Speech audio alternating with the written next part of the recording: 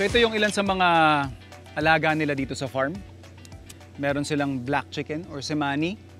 Meron din silang mga native. Yan, makikita natin. Now, I thought of doing a very simple. Simple kasi one pan dish lang siya.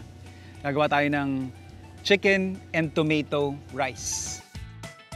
So ito yung mga putahe na pangtamad lang. Yung kagaya ko na ayaw ko naghuhugas ng maraming hugasin. Lalong-lalo na kapag katapos nating magluto. So ito, ma-maximize natin yung ating pan. And of course, na-miss natin yung makapagluto tayo ng old-fashioned farm-to-table style. So meron tayong mga kahoy dito. Bago natin i-prepare yung ating chicken, preheat ko na yung ating pan. And then for this dish, gagamitin muna natin yung dark meat. Ibig sabihin, leg quarter.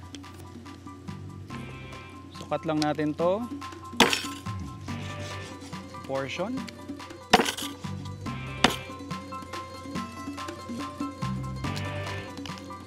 You'd often hear na pag Semani or black chicken, yung meat is black, feathers niya black, and in fact, pati yung kanyang innards, at least some of it, yan, black din. And ito namang breast part, we'll save this for a different dish. Sear na natin yung ating chicken.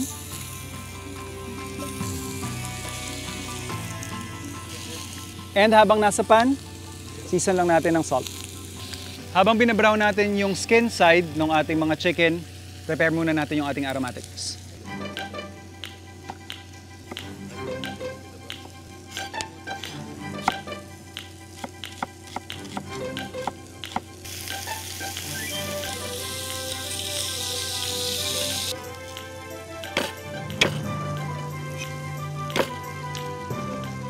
Maganda na yung browning doon sa ating mga chicken.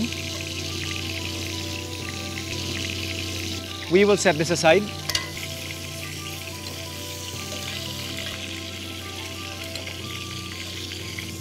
Then, gigisa na natin yung ating mga aromatics.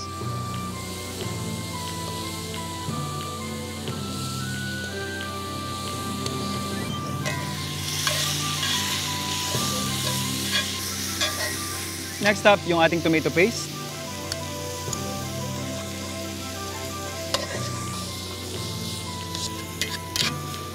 And then, yung ating rice.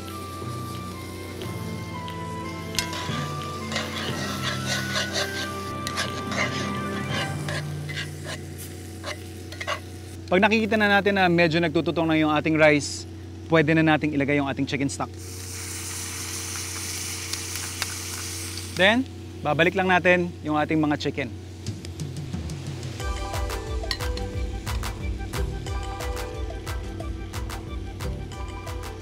Since may kanin yung dish natin, of course you want it to soak up all the flavors and at the same time maluto ng tama. The only way to achieve that is to have foil or something to cover it with.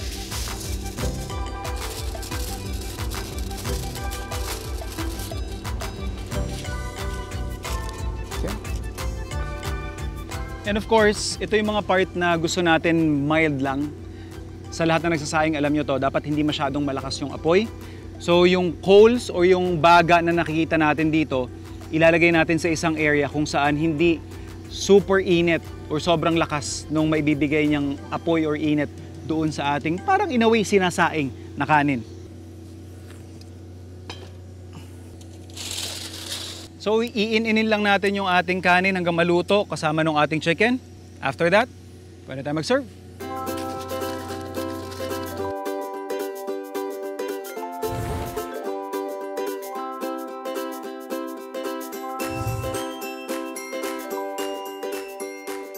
Black chicken.